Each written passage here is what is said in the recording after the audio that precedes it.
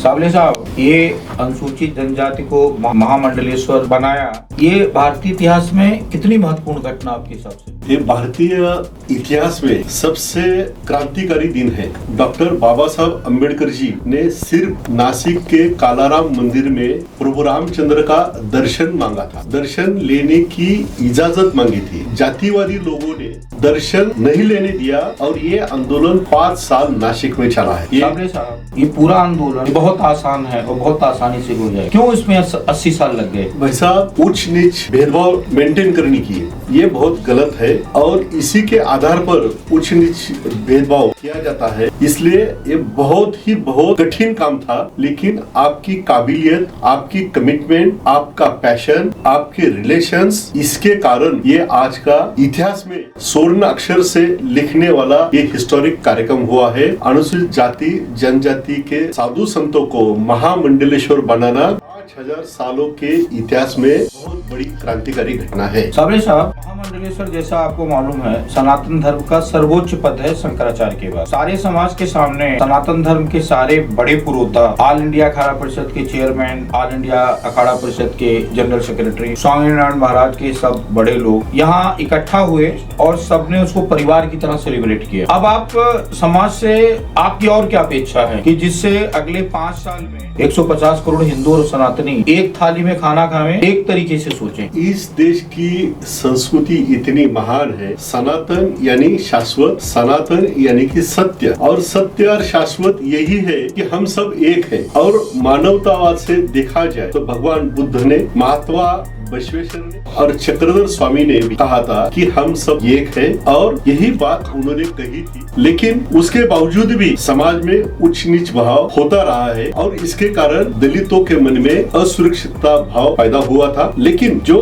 आज ये ऐतिहासिक घटना हुई है, इसके कारण समाज में परिवर्तन आ सकता है। परिवर्तन की गति कम हो तो भी चलेगा, लेकिन इस क्रांतिकारी घटना से समाज में बदलाव आ सकता है और इस बदलाव से ही भारतीय संस्कृति या भारत देश सच मामले में विश्व गुरु बन सकता है। पर कैपिटा उत्पन्न बढ़ने से ये देश विश्व गुरु नहीं बन सकता, लेकिन भारतीय संस्कृति अगर हम सब एक है, हम सब एक संतान, थाली में हम खा सकते हैं, उच्च नीच भाव हमें नहीं है, ऐसा वातावरण माहौल जब पैदा होगा तभी ये देश विश्व गुरु बन सकता है। साबले साहब, आज आप पूरे दिन इस प्रोग्राम में थे, कहीं से आपको दिखाई पड़ा कि भारतीय समाज कोई भेदभाव कर रहा है या भारतीय समाज में कोई जगह है भेदभाव करने की? मेरा मानना है कि भारतीय समाज में भेदभाव है था, लेकिन ये आपने जो कदम उठाया है इसके कारण बदलाव आ सकता है। क्योंकि नेशनल क्राइम रिकॉर्ड देखोगे, एट्रोसिटी का रिकॉर्ड देश में देखोगे तो अभी भी समाज में भेदभाव है, और वो भेदभाव कम करना यही इंसानियत है। आप जो काम कर रहे हैं ये सच में मानवता का और इंसानियत का काम कर रहे हैं। आज जैसे साबले साहब पूरे गुजरात से लोग आए थे, सब एक साथ बैठे, सब एक साथ नाचे, सब ने एक साथ प्रार्थना की और सब ने एक साथ खाना खाया। ये इतना आसान है तो 80 साल क्यों लग गए हमें? वैसे मैं बार बार यही कह रहा हूँ कि ये आसान काम नहीं है। भगवान गौतम बुद्ध ने उनके कार्यकाल में धम्म के माध्यम से उनको छेद देने का प्रयास, महात्मा बसवेश्वर ने भी उसी का आगे बढ़ा, चक्रधर स्वामी ने भी महानुभव पंथ की स्थापना करके उसको आगे बढ़ाया, और वही परंपरा अखंडित चलाने की आप कोशिश कर रहे हैं। आपका पैशन, आपका कमिटमेंट, आपके रिलेशंस और आपके साथ सहयोग देने वाले ये होने के नाते ये आसान लग रहा है। ईश्वर से प्रार्थना करता हूँ कि ऐसा ही आपको सक्सेस मिले और इस समाज में सुधार आए और ये समाज सशक्त बने और विश्व गुरु बने। साबले साहब, 400 से ज्यादा नॉमिनेशन आए हैं महामंडलेश्वर बनने के। 400 में 380 जो एप्लीकेशन है वो अनुसूचित जाति जनजाति समाज से, उसमें कई सारे लोग क्रिश्चियन हैं और कई सारे लोग मुसलमान बन चुके, वो भी महामंडलेश्वर बनना चाहते हैं और वो सारी शपथ विधि करने को और सारा अनुशासन मानने को तैयार है। क्या इससे बड़ा बदलाव आपको दिखता समाज में? ये तो बहुत खुशी की बात है कि ये बदलाव को लोग रिस्पॉन्स कर रहे हैं, ये बहुत अच्छी बात है। इसके साथ साथ महामंडलेश्वर बनना, महामंडित होना एक बहुत खुशी की बात है, लेकिन इसके साथ साथ समाज की मानसिकता में बदलाव लाना उतना ही जरूरी है। जब आप देखोगे इस समाज में जिस जाति का साधु संत होता है उसी जाति के लोग उनको पूजते हैं। दूसरे जाति के लोग दूसरे जाति के साधु संत की पूजा उतनी श्रद्धा भाव से नहीं करते। तो हमें ये भी देखना पड़ेगा इस देश के सभी महापुरुष अपने हैं, इस देश के सभी साधु संत अपने हैं। उनको जाति से बंटवारा करना ठीक नहीं है। ये अपनी धरोहर है, ये अपने देश का एसेट है और उनकी प्रेरणा लेके, धर्म का संस्कार लेके, धर्म का ज्ञान लेके हम आगे बढ़ सकते हैं। साहब साधु संत बनने के बाद जाति कैसे रह जाता है? साधु संत में मंडलेश्वर में जो पहला कसम खिलाया गया कि आप इस जन्म में ना जात पे, ना भाषा पे, ना क्षेत्र पे कोई भेदभाव करेंगे और आज से आपका नया नाम दिया गया, जैसे सबका नाम गिरी किया गया, सब लोगों का नाम गिरी किया गया और आज से उनका ओरिजिनल नाम खत्म हो गया। एक जो अखाड़ा परिषद और सनातन परंपरा एक उनको नाम देगी, वही उनका नाम अब पूरी जिंदगी चलेगा। आज हमने उनकी तेरही विधि की, आज उनका हमने अंतिम संस्कार कर दिया कि आज के बाद वो कहीं भी मर गए तो उनको अपनी जान की चिंता नहीं है, अपने सम्मान की चिंता नहीं है, सिर्फ और सिर्फ उनको सनातन की चिंता है। इसके बाद भी लोग कैसे पा जाते कि किस जाति का साधु? देखो, मैं कुछ महाराष्ट्र के चंद उदाहरण दे सकता हूँ कि संत नामदेव वो शिंपी समाज के थे, तो शिंपी समाज के लोग ज्यादा उनको पूछते हैं। नरहरि सोनार, तो सोनार लोग उनकी जयंती मनाते हैं।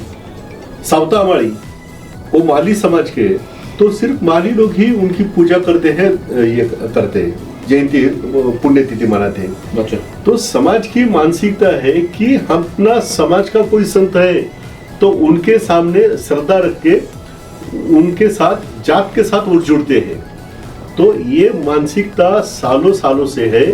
ये हमें महामंडलेश्वर की संख्या बढ़ाने से ये तो एक अच्छी क्रांतिकारी पहल है, लेकिन इसके साथ साथ हमें समाज की मानसिकता को बदलना पड़ेगा।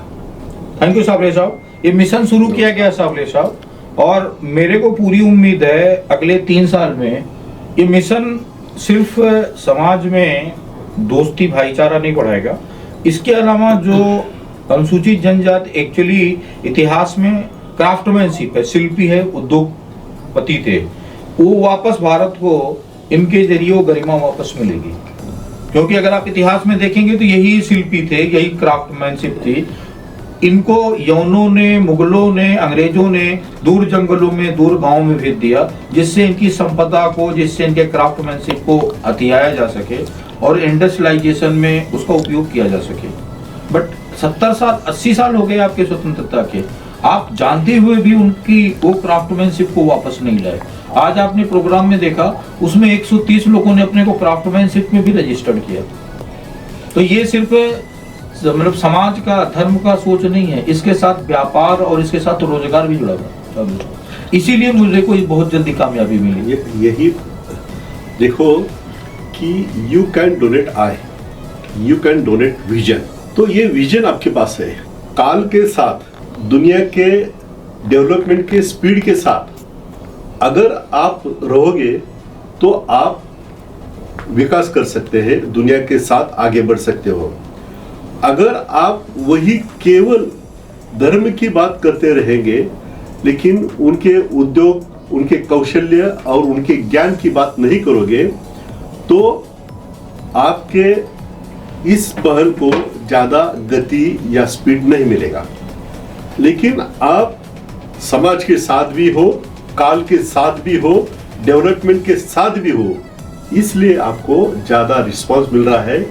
मुझे बहुत खुशी है कि आपने जो कदम उठाया है इस भारतवर्ष में एक हिस्टोरिक कदम है। आपको यश मिले, आपके साथ कंधे से कंधे मिला के मैं आपके साथ रहूंगा। मेरे जीवन में सबसे खुशी का दिन अगर कौन सा है आप मुझे पूछेंगे तो मेरे जिंदगी का सबसे खुशी का दिन आज है। क्यों?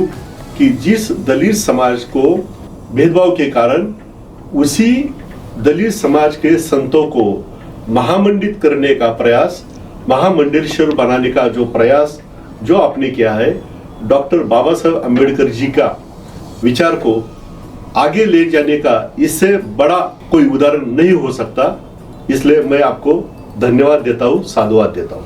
धन्यवाद साहब, लेता हूँ। धन्यवाद।